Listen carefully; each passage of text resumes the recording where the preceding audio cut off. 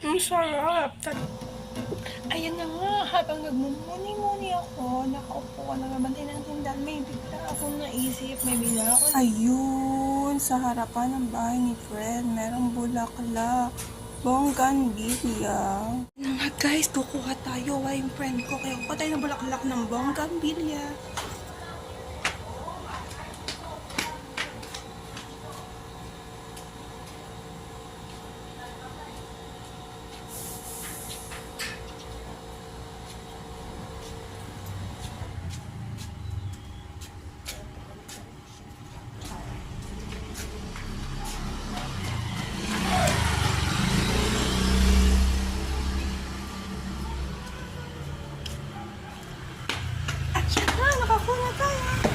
At ito na nga guys, huhugasan natin siya at saka natin siya lalagyan ng harina ba yun? Anything na pwedeng i-mix dito. Tara!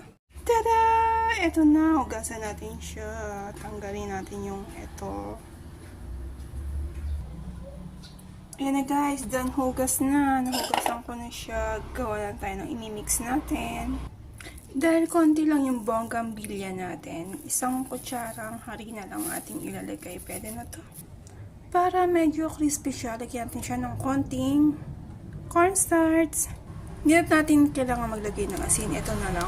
Magic. Magic. Magic. Para may lasa na siya.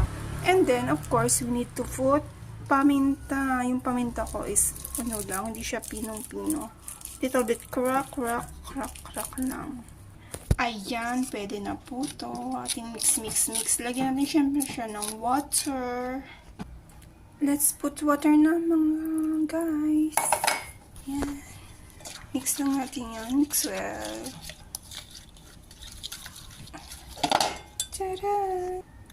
Yung paminta natin is hindi siya durog na durog. Kaya ganun ang itsura ng ating panglalagay sa bongganbilya. Siyempre, ilalagay natin yung ating bongganbilya. Ikakot natin yan. Ganun lang.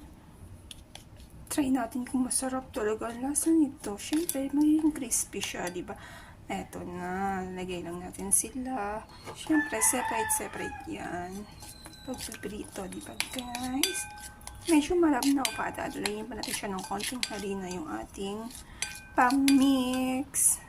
Of course, kailangan natin iprito yon. Open natin. Yung kailangan hindi siya masyadong malakas. Medium heat lang. Painitin natin yung kawali, diba? Ayan guys, iprito natin ang ating bongganbilya o bonggang-bongga, diba? Ayan guys, naluto ko na ang ating bongganbilya chips. Need natin gumawa ng sausawan. Of course, I want suka. Ayan guys, I have suka na. I always want garlic and pepper. Black pepper for my sausawan. Ayan, try na natin. All done. Ayan, that's it na. Siguro malutong to. Tingnan niyo, oh. So yummy. Sausawan natin sa suka. Pakinggan niyo kung malutong. Ang sarap talaga, promise. Sayang lang yung mga bulaklak ng bongganbilya. Prito nyo na. So yummy. Crispy. Talaga.